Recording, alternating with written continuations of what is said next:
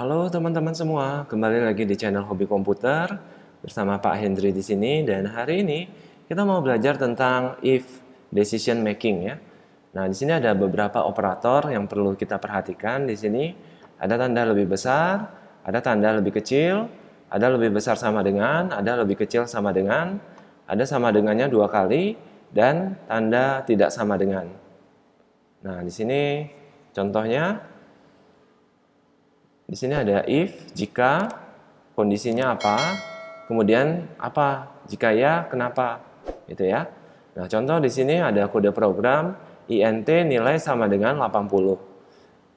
Apakah nilainya lebih besar sama dengan 80?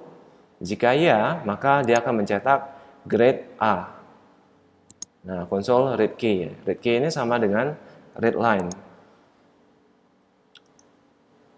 Nah, ini ya, flowchartnya seperti ini.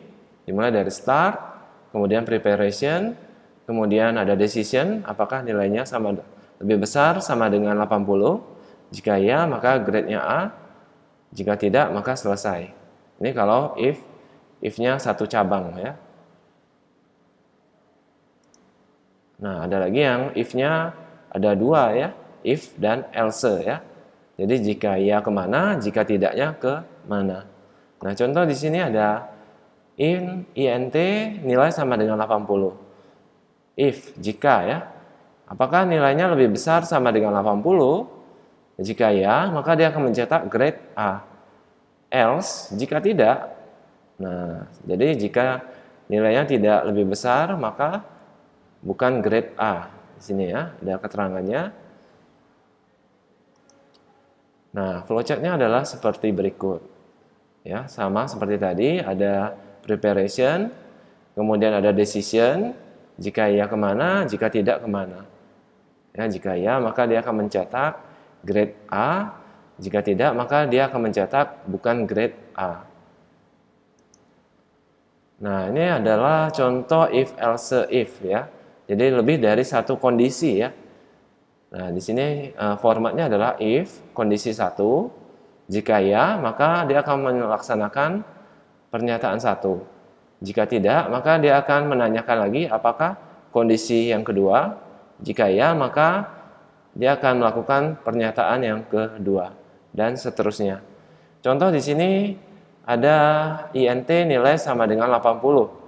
Nah, di sini if jika nilai lebih besar dari 80, maka dia akan mencetak grade A.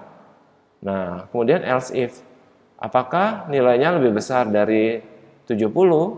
Jika ya, maka grade B. Kemudian dia ada pertanyaan lagi yang ketiga, apakah nilainya lebih besar sama dengan 60? Jika ya, maka grade C. Kemudian ada pertanyaan lagi, apakah nilainya lebih besar dari 50? Maka grade D. Nah, pertanyaan terakhir, apakah nilainya lebih besar sama dengan 0? Maka dia akan mencetak grade E. Nah, sebagai contoh ya, kita misalnya menginput nilainya 75 ya.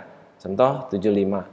Nah, 75, apakah 75 lebih besar dari 80? Tidak ya. Maka dia akan masuk ke else if yang kedua.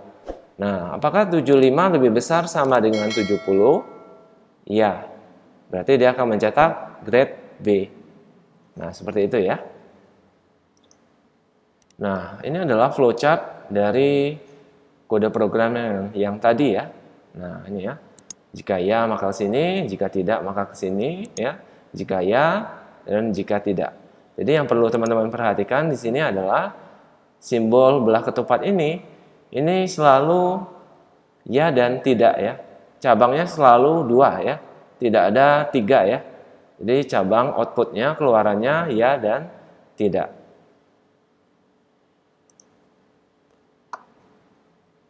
Nah, kemudian berikutnya ada lagi yang sama aja ya dengan yang tadi ya. Cuman di sini ada pernyataan else yang terakhir ya. Jika else yang terakhir grade E. Nah, ini ya. Jadi jika tidak 50, tidak 60, tidak 70, ini yang terakhir adalah grade E. Jadi ini else yang terakhir ya, atau kemungkinan yang terakhir. Nah, ini contoh flowchart yang kita buat ya, seperti ini. Nah, di sini contoh latihan ya. Kita ingin membuat ketika kita menginputkan 1, maka dia akan mencetak Senin ya. Jika kita mengetikkan 2, maka dia akan menampilkan Selasa ya.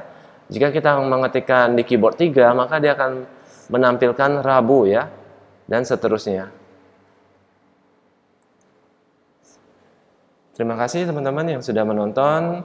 Bagi yang belum subscribe, silakan subscribe dan nyalakan notifikasi loncengnya untuk mendapatkan notifikasi video terbaru.